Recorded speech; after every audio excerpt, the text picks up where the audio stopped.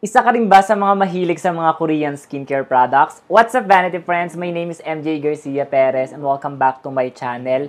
I still remember the days na para makapag-try tayo ng mga Korean skincare products, we need to order it pa online at manggagaling pa talaga siya abroad sa Korea. Wala tayong choice kasi alam nyo sobrang na-hype yung mga Korean skincare products and I cannot blame yung mga taong nag-try nun. Isa ako sa mga guilty doon kasi alam nyo, sobrang ganda ng quality ng mga Korean skincare products. Well, hindi naman lahat, pero majority sa mga products nila, talagang well-researched, magaganda yung mga active ingredients and formulation. Pero alam nyo, sobrang nakaka-happy kasi meron na mga Korean skincare products na locally available dito sa Pilipinas. And meron nga mga local brands tayo na yung mga products nila are made and formulated in Korea. Katulad na lamang, i-review natin product ngayon. This is the Naturals by Watsons, Cica and Sunflower line. This entire line is organic and maganda yung active ingredients niya. And of course, made po siya sa Korea. Katulad ng nabanggit ko kanina, yung main active ingredients nung entire line is Cica. Sobrang sikat po yung Cica sa Korea kasi talaga namang clinically proven na nakakapagpa-soothe and repair siya ng ating skin. Quick disclaimer lang, my Vanity Friends, bago po tayo mag-proceed sa ating review, bawat product or brands po na nire-review ko or pinifeature ko sa inyo ay bibigyan ko po ng at least 2 weeks to 1 month na matry ko sila bago ko po sa inyo ma-share yung aking experience and thoughts about sa brands or sa product. Also, I am very transparent sa pag-share sa inyo ng mga pros and cons, whether the product or the brand is sponsored or not. And if you have other skin concern, guys, dapat mas maganda pa rin po na kukonsulta tayo sa ating mga dermatologist. Just take this video as additional information lamang po, okay? So, let's start with the Naturals by Watsons Cica and Sunflower Soothing and Cleansing Foam. Ito yung type ng cleanser, guys, na pag ginamit mo siya, namo-moisturize niya yung skin mo. As in, di ba normal sa mga cleanser, or hindi naman normal, karamihan sa mga cleansers ngayon, pag ginamit mo siya, after mo maghilamos, strip yung skin mo, or mapapansin mo na dry siya, ito, moisturizing talaga siya. Tapos napansin ko rin na nababawasan niya yung redness ng face ko kasi naturally guys, kung pinapanood niyo na ako matagal na, alam niyo talagang pulahin talaga yung mukha ko. Konting dampi-dampi mo lang dyan kahit naghihilamos ako, kahit gentle yung gamit ko na cleanser. After ko maghilamos, definitely makakakita ko ng redness sa aking face.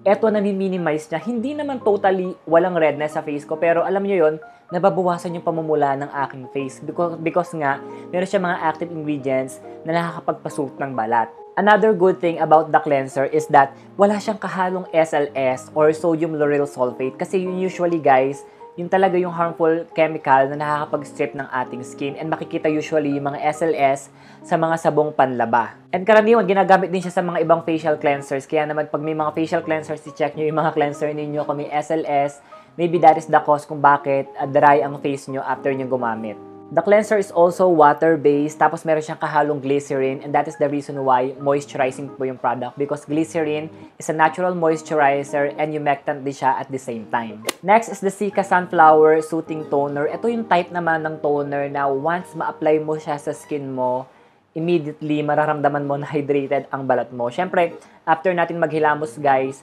kailangan susundan na agad natin siya ng toner para mabalance po yung ating pH level and especially pag yung mga toners na ginagamit natin is may mga kahalong active ingredients, mas maganda na right after po natin mag-wash ng face, applyan agad natin siya ng toner. Another great thing about the toner is wala siyang kahalong alcohol and yun kasi usually nakakapagpa-dry or pag may feeling na mahapdi ka pa nag-a-apply ka ng toner, which is common din sa mga toners nowadays na merong alcohol. This one wala po siyang alcohol na maaaring maka-irritate ng ating balat.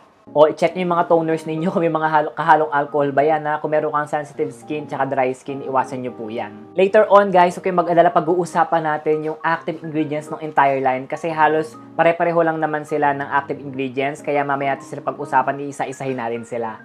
Next in line is the Cica Sunflower Soothing Serum. Honestly guys, I don't find this serum moisturizing kasi pag in-apply ko siya sa balat ko, mabilis lang siyang ma-absorb. Pero that's fine kasi meron namang separate na moisturizer yung entire line and actually, mas maganda nga na mabilis siyang ma-absorb ng ating skin kasi nasa-serve ng serum yung purpose niya. Kasi yung purpose talaga ng serum is para mag-penetrate siya deep into our skin para mag-work yung mga active ingredients niya. Pero kung naghahanap ka ng serum na moisturizing na agad, maybe this is not the serum for you. Pero kung ikaw naman ay may oily and acne-prone skin, definitely mai-enjoy mo itong serum na to kasi sobrang lightweight lang niya, ang bilis niya ma-absorb, and it feels nothing. Parang wala kang suot once ma-apply mo na siya sa iyong face. Now, ito na sinasabi ko sa inyo, the Cica and Sunflower Soothing Facial Cream. Ito guys, nakaka-moisturize, nakaka-moisturize siya ng skin, pero hindi naman yung parang bam, pag in-apply mo siya, super moisturize ng balat mo. Sakto siya guys, and for me, mas okay sa akin yung saktong nakaka-moisturize lang kasi pagka yung isang cream ay sobrang moisturizing na, ang lagkit-lagkit niya sa face, tapos mabigat sa pakiramdam, definitely mafe-feel mo na meron. Ito guys, hindi siya ganon. Pag in-apply mo siya sa skin mo, mararamdaman mo na moisturize yung skin mo, pero walang heaviness, walang lagkit feeling. Very evident yung moisturizing power niya, lalo sa jaw area ko, kasi nga 'di ba, I have combination skin. Oily ako sa aking T-zone, pero dito sa jaw area ko is super dry talaga lagi yan at mapula.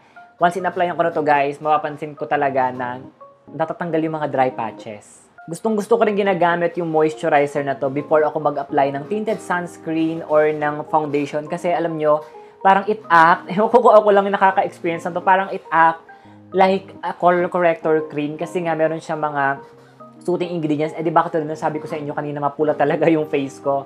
Pag ina-applyan ko na to guys, nababawasan niya yung redness, parang nai-even out niya yung skin tone ko. So that is my experience and review po sa entire line. Ngayon pag-usapan naman po natin yung mga active ingredients niya. Okay, number 1 sa list nga ng active ingredients niya is Cica. Ano ba yung Cica? Cica po is what we also known as Centellia asiatica. Pinaiksi lang po siya as Cica. Cica or Centellia asiatica is a very powerful ingredient sa mga skincare products. And alam nyo na isa yan talaga sa mga ultimate favorite ko talaga kasi nga yung Cica po is meron siyang kakayahan makapag-repair ng ating balat, makapag-heal at makapag-soothe ng irritated skin. Proven po yan guys, clinically proven na maganda po ang benefits ng Centellia asiatica for our skin. And of course, meron siyang kahalong sunflower. Ayan, super trending ngayon yung mga sunflower oil. No wonder guys, maganda naman talaga yung benefits ng sunflower for our skin. First and foremost, meron pong anti-inflammatory properties ang sunflower. Very high din po siya sa omega-6 fatty acid and vitamin E.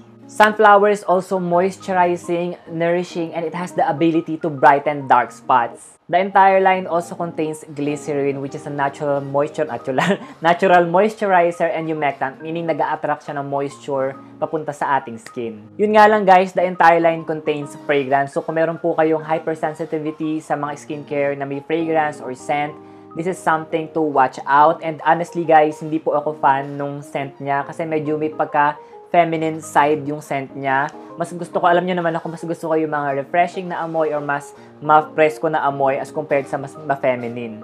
On the brighter side naman guys, the entire line is alcohol, paraben, colorant, lanolin, and mineral oil free. Now, here are my final thoughts about the product. Okay, in my 2 weeks na paggamit sa entire line, napansin ko na mas behave yung aking skin. Although wala namang drastic change na parang wow, ang ganda-ganda na balat ko. Hindi naman ganun. Pero alam niyo, the good thing about the entire line is it served its purpose.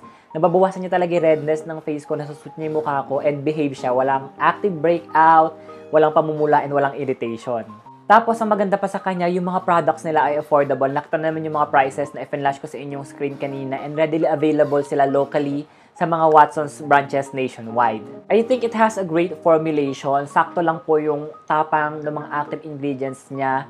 And true siya sa clean niya, parang it served its purpose talaga. So para kanino ko ba marirecommend yung mga products na to, anong skin type yung mas bagay sa kanya? I think those people with oily and acne-prone skin would really benefit sa mga skincare products na to dahil sa mga active ingredients niya. I just wish guys, sa entire line, naglagay na rin sila ng sunscreen para complete skincare line na talaga siya. Kasi alam nyo, for me, sobrang important po talaga ng sun protection. So that's it, my vanity friends. Yun po yung review ko sa entire line ng Naturals by Watson's Cica and Sunflower products. So anong tingin nyo guys? Please comment your thoughts po dyan sa ating comment box. So that's it guys. If you want to try the products din na pinakita ko sa inyo today, available po sila sa lahat ng Watson's branches nationwide and also sa mga SM department stores. They are also available online. Lalagay ko na lang po yung link sa description box. And you can also use my code MJNBW20 para makakuha po kayo ng 20% discount up until July 31, 2001 lang po yan, okay? And disclaimer lang guys, I won't get anything pag bumili kayo ng product. It's just a special,